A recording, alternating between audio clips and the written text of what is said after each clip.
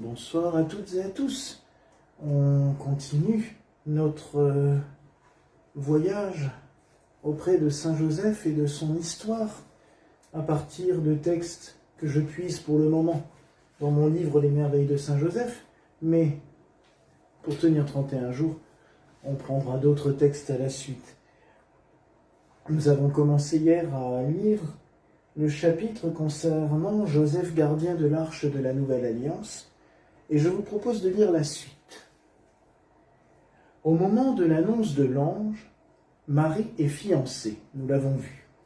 Or, l'ange Gabriel lui annonce qu'elle va concevoir un fils sous l'action du Saint-Esprit. Après avoir questionné l'ange, Marie se soumet à la volonté divine. Comment imaginer la terreur qu'elle a ressentie dans son cœur à la pensée d'aller voir Joseph pour lui annoncer la terrible nouvelle. Pour tout le monde, elle serait une pécheresse, une dévergondée. Selon la loi, elle est passible de la lapidation. Est-ce pour cela que Marie part très rapidement chez Élisabeth, comme nous le relate la suite du récit de Saint Luc? Sans doute la peur fut terrible et s'éloigner pendant quelques mois de Nazareth, de Joseph, et du regard des gens fut salutaire pour Marie. De plus, elle pouvait aider sa cousine dans les derniers mois de sa grossesse. Joseph était juste et ne voulait pas faire souffrir Marie. Il était résolu à ne pas lui faire de mal, mais le doute était là. Comment faire? Comment la renvoyer en secret? C'est un plein questionnement que, cette nuit-là, Joseph s'endormit. Et voilà ce qu'il se passa, comme nous le conte saint Matthieu, au chapitre 1, versets 18 à 20 de son évangile. Marie, sa mère, avait été accordée en mariage à Joseph. Avant qu'ils aient habité ensemble, elle fut enceinte par l'action du Saint-Esprit. Joseph, son époux, qui était un homme juste et ne voulait pas la dénoncer publiquement, décida de la renvoyer en secret. Comme il avait formé ce projet, voici que l'ange du Seigneur lui apparut en songe et lui dit : « Joseph, fils de David, ne crains pas de prendre chez toi Marie, ton épouse, puisque l'enfant qui est engendré en elle vient de l'Esprit Saint. » Joseph ayant montré sa bonne volonté et son amour pour Marie, Dieu l'affermit dans sa foi et l'empêcha de rejeter celle qui, depuis toute éternité, avait été choisie pour être la mère de son fils. Ainsi, selon le rituel juif, Joseph prit Marie chez lui après son retour de chez Élisabeth. Nous ne savons pas si cela s'est passé avec les grands transports de joie des mariages habituels ou si cela se fit avec plus de discrétion, le ventre de Marie s'arrondissant. Mais nul doute que Marie fut aimée et choyée comme celle qui allait enfanter le Sauveur des hommes.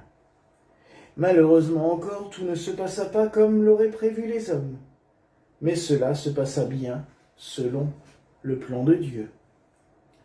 C'est Luc qui, au chapitre 2 de son évangile, dans les versets 1 à 7, nous donne les détails de la fin de la grossesse de Marie. En ces jours-là parut un édit de l'empereur Auguste, ordonnant de recenser toute la terre. Ce premier recensement eut lieu lorsque Quirinius était gouverneur de Syrie. Tous allaient se faire recenser, chacun dans sa ville d'origine. Joseph, lui aussi, monta de Galilée depuis la ville de Nazareth vers la Judée, jusqu'à la ville de David, appelée Bethléem. Il était en effet de la maison et de la lignée de David. Il venait se faire recenser avec Marie qui lui avait été accordée en mariage et qui était enceinte. Or, pendant qu'ils étaient là, le temps où elle devait enfanter fut accompli. Et elle mit au monde son fils premier-né, elle l'emmaillota et le coucha dans une mangeoire, car il n'y avait pas de place pour eux dans la salle commune. Il a fallu environ 8 jours à Joseph et Marie pour aller de Nazareth à Bethléem, Joseph étant à pied et guidant l'âne qui portait Marie. Quelle épopée pour une femme sur le point d'accoucher, et arrivant sur place tellement de monde dans la ville qu'ils durent s'installer dans l'étable située, selon la tradition, dans une grotte, puisque l'auberge était pleine. On relèvera qu'en hébreu, Bethléem signifie la maison du pain. Et elle connaîtra la naissance de celui qui se présentera comme le pain vivant. C'est dans ces conditions que Marie enfanta.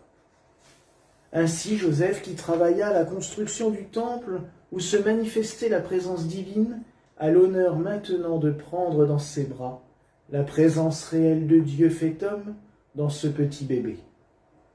Du gardien de Marie, la nouvelle arche d'alliance, il devient maintenant le berger de l'agneau de Dieu qui se présentera à tous comme le bon berger.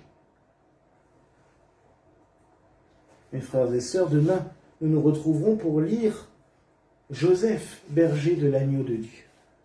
Et ce soir, j'aimerais que nous prions pour toutes ces femmes que l'on persécute pour ce qu'on appelle des bonnes raisons, alors que chacun et chacune sont libres de vivre tel qu'elles le souhaitent. Alors prions pour toutes ces femmes que l'on persécute encore de par le monde, parce qu'elles vivent selon des règles qui ne sont pas la norme, mais cette norme qui nous met tellement de barrières et tellement de murs autour de nous, au lieu de laisser la liberté des enfants de Dieu. Prions donc pour toutes les femmes persécutées, pour leur liberté. Ô bon Saint Joseph, miroir de patience, donne-nous de nous abandonner dans les bras de la providence divine. Ô bon Saint Joseph, miroir de patience, donne-nous de nous abandonner dans les bras de la providence divine. Ô bon Saint Joseph, miroir de patience, donne-nous de nous abandonner dans les bras de la providence divine. Et que Dieu Tout-Puissant vous bénisse, lui qui est Père, Fils et Saint-Esprit. Amen. À demain soir. Noble époux de Marie, digne objet de nos chants, notre cœur te supplie, veille sur tes enfants, veille, veille sur tes enfants, veille, veille.